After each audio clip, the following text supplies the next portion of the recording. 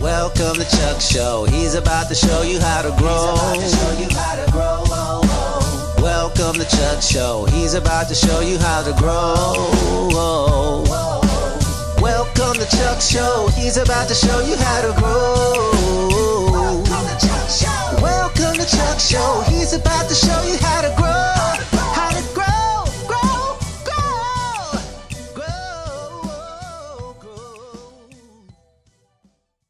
Hey, hola, my friends. My name's Charles Collins, and I'd like to welcome you to Together We Grow's solar-powered aquaponics, hydroponics, and traditional gardens. I hope you guys had a wonderful weekend. I know we did out here in the beautiful southwestern United States, where just a heads up, if you do happen to live out here in the desert, the temperatures are picking up. Stay hydrated regardless wherever you're gardening at. Please, if you're going to be out there working in the yard, stay hydrated. The sun is your friend and it's not your enemy, but you have to work with it, not against it.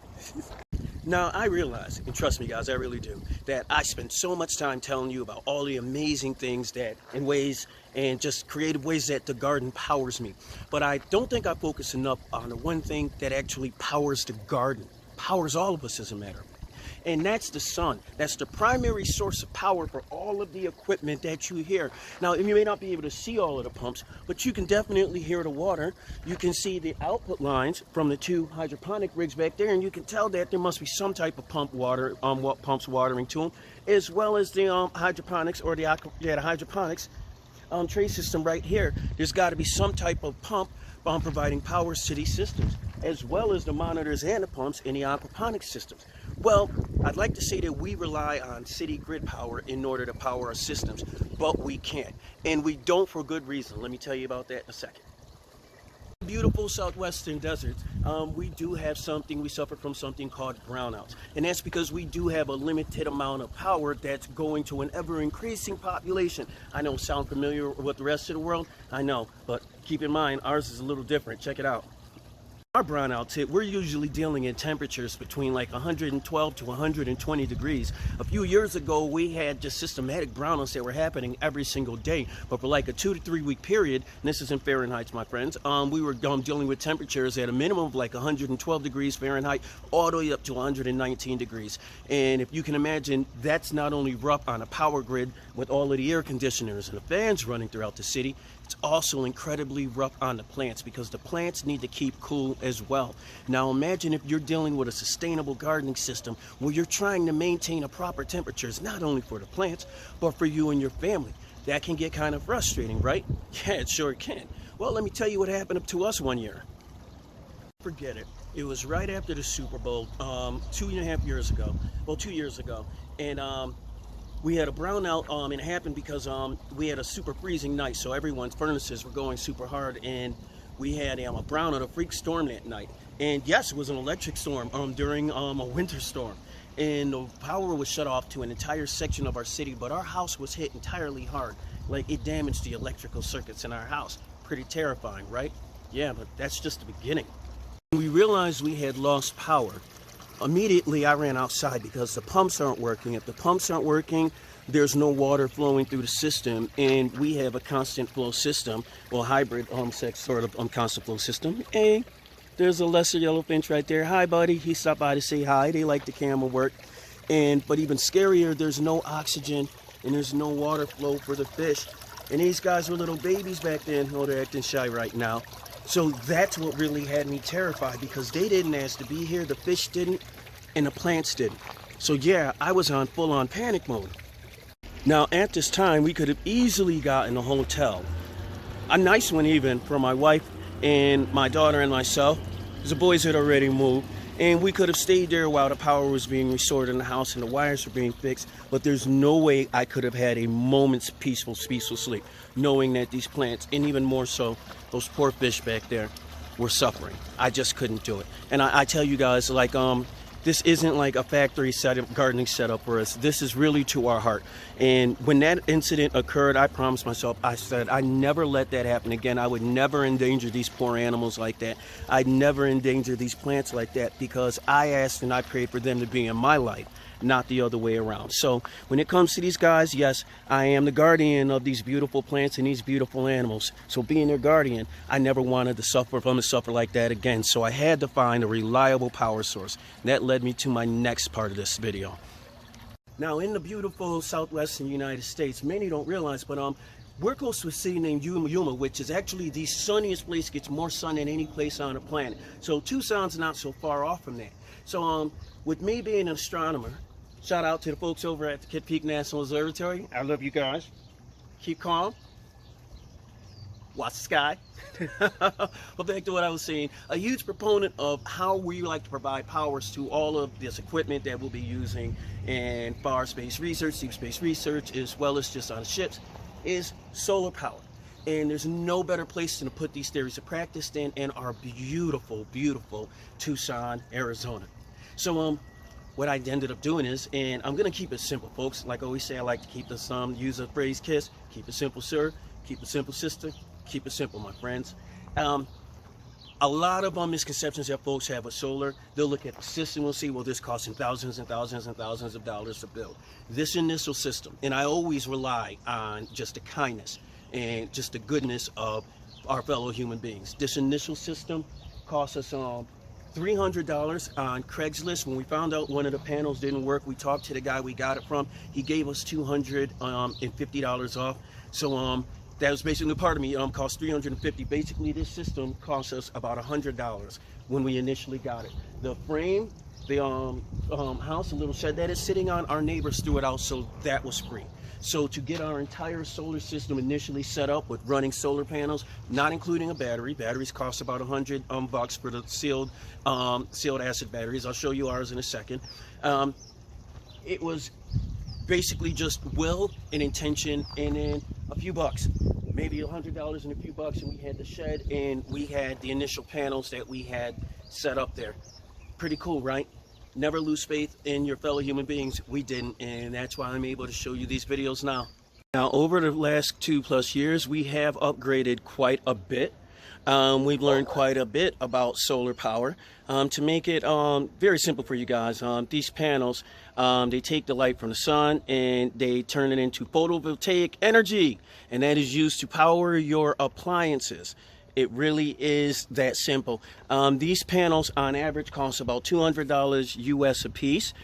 These, like I said, these are a couple of years old, so these aren't even the strongest ones that you get. I did order these from Amazon in case anyone is wondering. There are a few things that I did to the system. Now, mind you, I set this system up. This isn't pro installed. It hasn't given us any problems whatsoever, and it's literally paid for itself over the last since we actually installed it. All of our panels do have individual inline 20 amp fuses. An ounce of prevention goes a long way. You can see how ours are set up there. We use the white tubing because it's just pretty, and the lesser exposed wires, the better. Even the wood that we use to build our little framing, this is all scrap wood. We didn't buy anything from the stores. If you take a look right here, you can see before we even got the shed, before we got the solar panels, we had this shed. Actually, we got the shed.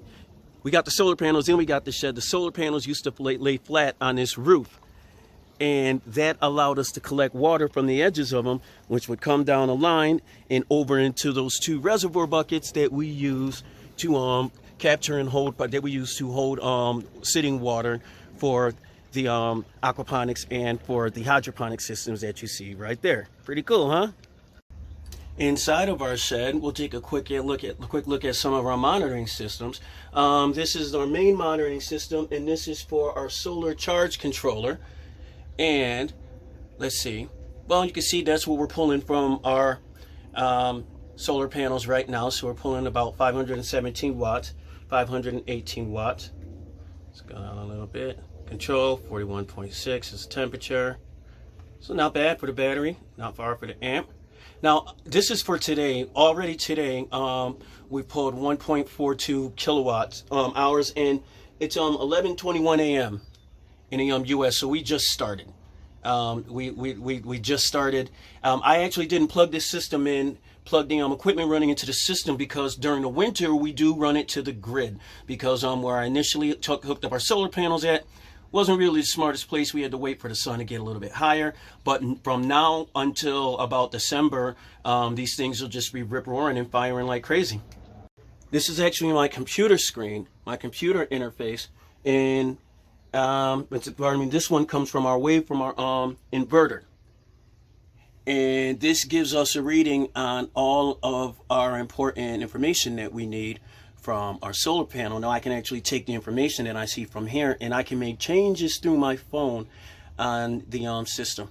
So overnight I have the system. I've had everything running off the system for 3 or 4 days now, whatever it's been, and the minimum voltage that it's dropped down to is 12.65, and that's actually outstanding. Right now our battery state of charge is at 100%. And this has a lot to do with, and I'm telling you guys, a huge part of all of this is monitoring your power usage, how much you're using. Right now, my entire system, all of those monitors and all of those pumps that you see running out there, 130 watts an hour. 130 watts an hour. Now, can I, that's 130 watts an hour, multiply that times 24, that'll give you your kilowatts. Now, your batteries would have to be able to provide that amount of power storage during the nighttime while the sun's not up. And our batteries can more than handle that. We do have the sealed acid batteries, and ours are roughly, like I said, a little over 2 years old. These things maintain most of the power between 3 to 7 years old. So we will be upgrading I will be moving these to lithium. With an upgrade, if I can get my hand on a used volt car battery, that would be so cherry, bro. If I can, but if I can't, I'm going to do with what I can. Just to reiterate, all of our devices, all of our equipment, they run through these smart outlets, so I can monitor every single bit of power that they use. So maybe if they're using too much, I can figure out a different way to use to figure out or to accomplish whatever it is that that piece of equipment is doing. Once we started working with Dr. Lake, and how you doing, Doc? How you doing, James? I hope all is well, my friend. We actually cut our consumption down by over 35–40% now, and just the growth from all of the plants, from just the upgrading of equipment, using smart equipment, using low wattage equipment, changing out pumps. We'll be switching to everything DC direct soon enough. That'll be another big step that we're going to do. And you know, it's just all of these little steps, they work together to give you a more efficient and a happier garden. Happier garden, happier gardener, right? That's what I thought. Exactly. Now, I assure you, this is not the most powerful system in the world. Also, I'd like to point out, we do charge our batteries for all of our garden equipment. We charge them in here, so that, I mean, that alone, that offset the cost of not only just buying this equipment, but offset the cost of the garden equipment. Because after a few years, this stuff really does start paying for itself. Since that brownout that I told you about, our city has suffered countless brownouts, multiple brownouts since then. Have we gone through any situations with any problems with our garden? Absolutely not. No hiccups with the hydroponics or the aquaponics gardens. Even more so, when the brownouts have been long-term and they've affected the house, we've actually been able to run some of our larger appliances for small amounts of time off of our tiny little system out here. A huge part of what we do is, and I can't stress this to you guys enough, find energy smart, Energy Star appliance, whatever the phrase is, equipment. And even bit by bit, over a while, we do replace the equipment that you have in your house, just in good feeling alone and just on your conscience, and knowing that you're doing something better for the environment, better for your house. Means the world. And I think you see my reflection there. Hey, there I go. How y'all doing? What up? Now, I had an absolute blast. I will not lie to you guys, trying to figure out all of this stuff, learn how to learn it, and how to learn how to do it. Do not be overwhelmed by it. YouTube is your friend. Talk to your local groups. If you have local solar energy groups, talk to them. I mean, listen, man, it's a huge world out there full of information. If you guys are out there and you think you know-it-alls, come on, man, knock it off, because you might be able to change someone's life if you just chop down the attitude a little bit. Open up with a little bit of kindness and a little bit of love, and see how the world opens up to you. Because you might be able to have that information just to make the next person's life a little bit easier. Why let attitude come in between you and saving someone in their future? I can't understand it. Can you guys? Nah, I don't think so. So I hope you guys enjoyed a tour of our very simple solar setup. In the near future, I will be making a much more detailed video, but I don't want to give out so much information that is daunting or it's overwhelming and it scares you guys from actually doing it. It's there for you to learn how to do it. YouTube is your friend. In the meantime, speaking of YouTube, don't forget to check us out, man. If you haven't already subscribed, please do so. Click that little bell down below so you can boom, get jacked up and get powered up every time we make a new video.